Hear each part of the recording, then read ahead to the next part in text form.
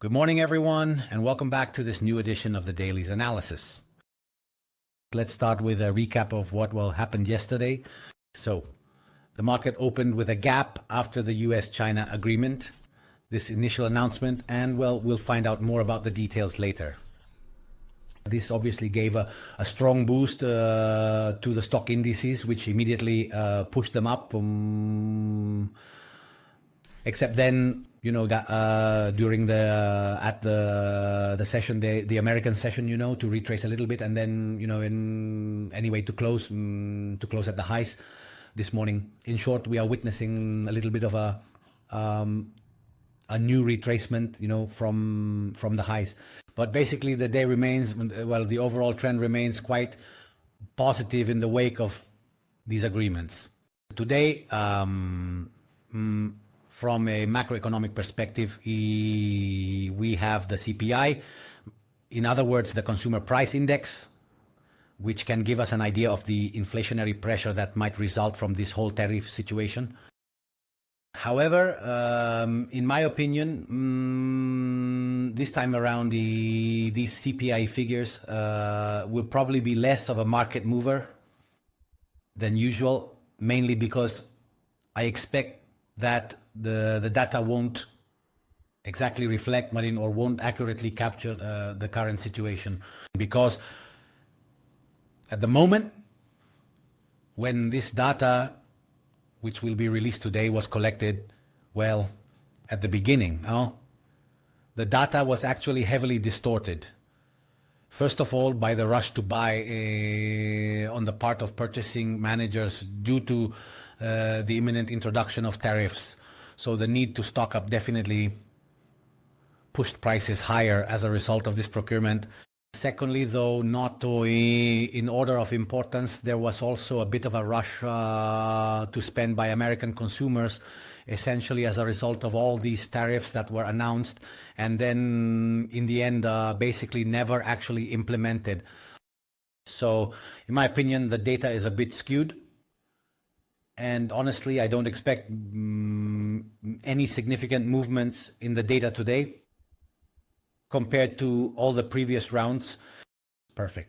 Having made this brief aside about today's CPI, which is, after all, the most important data point of the day, let's take a closer look at what could happen today at the possible scenarios.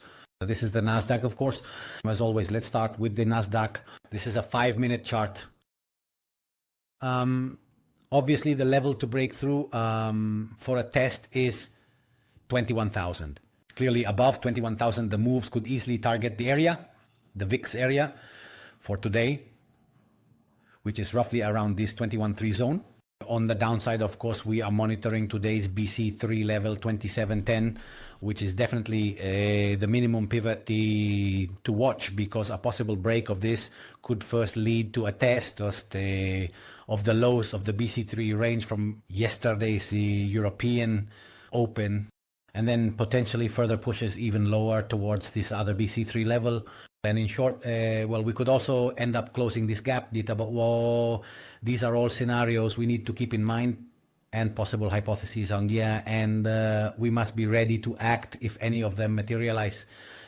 On the upside then, as we said, the 21,000 area is the one to watch for now. It could also, develop into a bit of a range, probably while waiting for the data.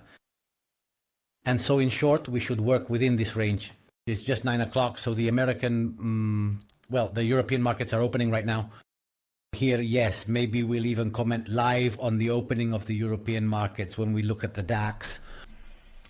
All right, let's move on to ES, which in short is in a similar situation. In fact, last night at the close, it even went on to break the previous high. So this definitely gives us reason to be optimistic. But then it retraced right back basically near the BC3 opening level. On the downside, of course, we're keeping an eye on 5,800, which at the moment is marked by this level, a beautiful BC3 level. Further down, of course, we then have this other BC3 level. So these are the two support levels I would keep an eye on. On the upside, of course, we're watching more closely this spike here made up of wicks, which basically represents a breakout I would basically keep an eye on this high here at around the 5860, 5865, 5870 area as the main area, or to monitor. Let's obviously move on to the other two American futures. Let's start with the Dow Jones, which yesterday, was more resilient even during the decline. It didn't really lose that much, and even now it broke the high, worked a bit above it. Now, it's probably going to retest this whole area, this entire area here. So let's keep an eye on the 42,300 area, 42,000 roughly, basically. This whole area here needs to be monitored for a potential decline, with possible moves even down, go to the 42,000 area as a test. So 42.3 is the area I would watch for potential bearish attacks. On the upside, of course, we'll be monitoring the highs recorded yesterday, and if we want to exclude this spike here that was just a shadow, we should keep an eye on 42.55, 42.50. Okay, let's take a look at the Russell. Here it is. Yesterday there was quite a big move, a strong surge, and it's already trading below the BC level. This doesn't really bode well. It could just be a flow of selling to liquidate some aggressive positions. We'll see. But for now, the pivot I would keep an eye on is this one here around the 2080 area. Definitely to the upside, of course. Let's first keep an eye on this high here around the 2130 area. But of course, this is the level to break through, where this nice, let's say, double top has formed. In short, this nice pattern, basically retracing the move, well formed and precise. So 2139 is definitely the level to break through. Obviously, this whole area could develop into a range, so we could work it with longs from the lower part and also some shorts from the upper part. Okay, let's look at the DAX, which is opening right now in these very minutes. Yesterday, it was quite off actually. It even went as far as touching SD1, but then managed to recover by the close. At the moment, the opening is down again, probably to retest this whole area here. So with SD0 set around 23,570. So probably if this level holds, we might see some ranging at this level, with possible attempts to break through this area here between 23,730 and 23,750, which could push it up as far as 23,900. On the downside, of course, we're keeping an eye on this, because a break of this level would definitely lead to a new test of 23,470, and then, possible further bearish moves even into lower areas here, which then represents the VIX area. Okay, I wanted to let's move on to oil, which also had quite a surge upwards yesterday, only to then pull back, basically giving up almost all of it. At the moment, it's holding around 62, and yesterday it reached a high of 63.50, so that's quite a strong rebound. Let's take a look at it on an hourly chart.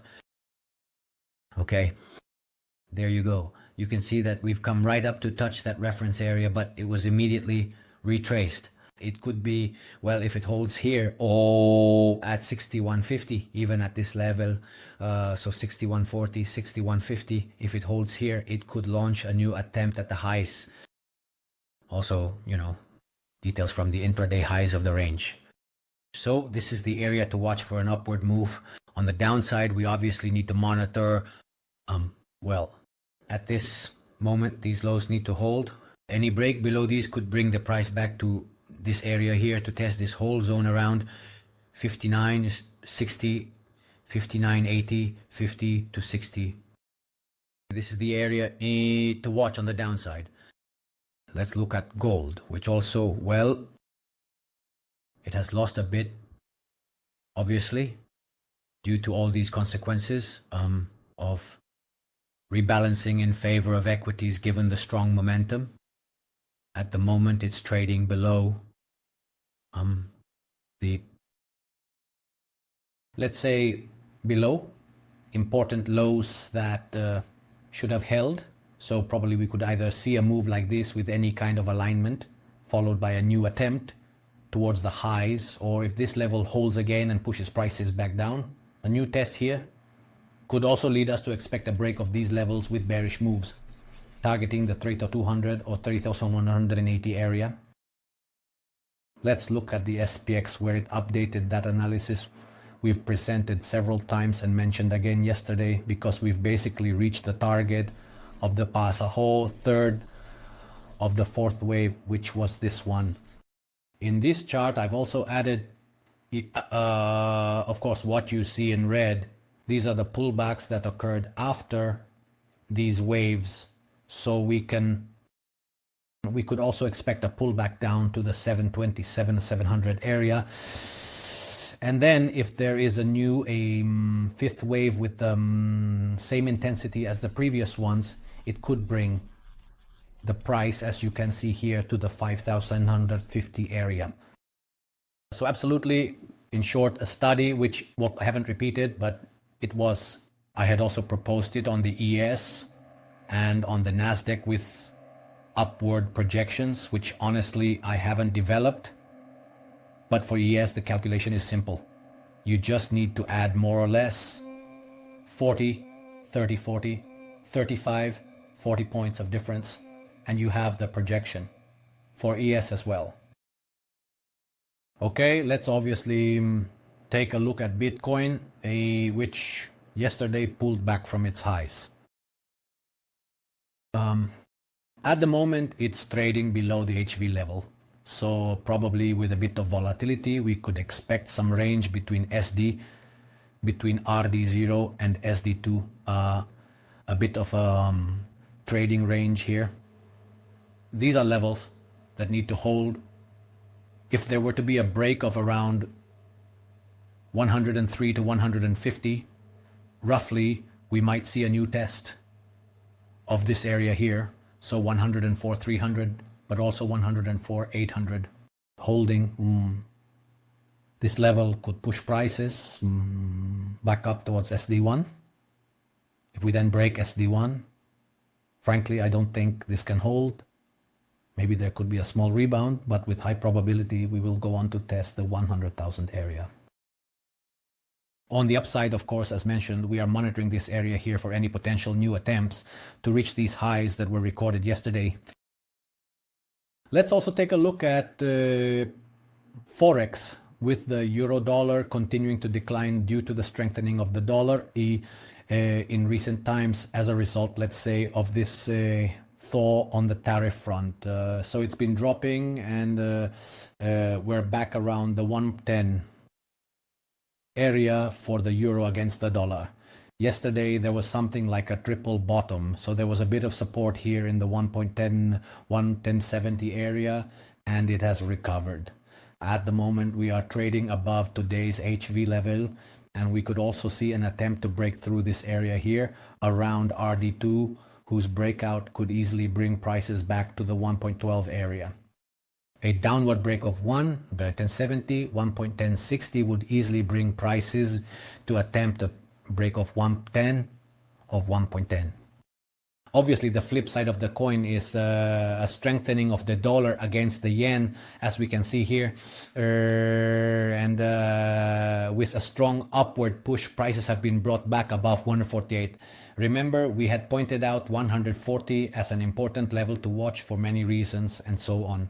That level was fortunately held, almost touched, but not really tested.